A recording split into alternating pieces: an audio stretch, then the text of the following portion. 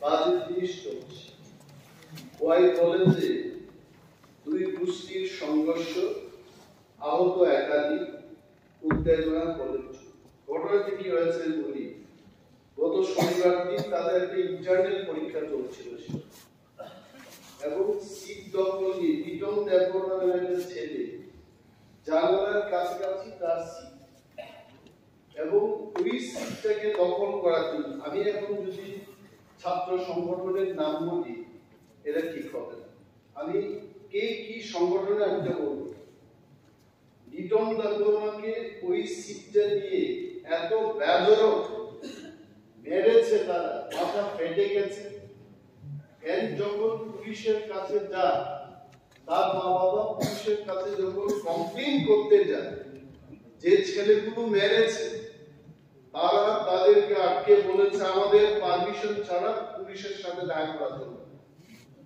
এবং যারা কলেজের প্রিন্সিপালের কাছে দেখা করতে গেল যে আপনার কলেজে এই ঘটনা কেন হচ্ছে, সবাইকে তাড়িয়ে দিয়েছে। পুলিশের কাছে ইতিমধ্যে এফআইআর হয়ে গেছে। কে বা কারা এই ঘটনায় জড়িত, কোন ছাত্রছাত্রীরা, তাদের লিস্ট দেওয়া হয়ে গেছে। Police Saturday, Sunday, Monday, Tuesday, Wednesday total sign.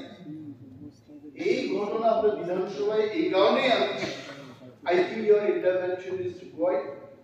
সুস্থ ত্রিপুরা, শান্তি ত্রিপুরায় আমরা যখন শিক্ষার গুণগত মানের কথা বলছি, কলেজে যদি এই ধরনের ঘটনা হয়, এখানে অন্তত আমাদের সবার হস্তক্ষেপের দরকার। এবং এটার জের ধরে আজকে কি হচ্ছে, খোয়াই কমলপুর রুট অবরোধ হচ্ছে, খোয়াই আগরতলা রুট পথ অবরোধ হচ্ছে। কেন হবে? I think your intervention can solve this problem. এটা গেল এক। নাম্বার 2, মাননীয় মুখ্যমন্ত্রী গতকাল বলেছে রথযাত্রায় বিদ্যুৎ পৃষ্ঠ হয়ে যাওয়া মারা গেছেন কুমারঘাটে, এটার তদন্ত হওয়ার কথা ছিল। তদন্তে কি বেরিয়ে আসছে উনি এখানে বলবেন, এটাও ছিল।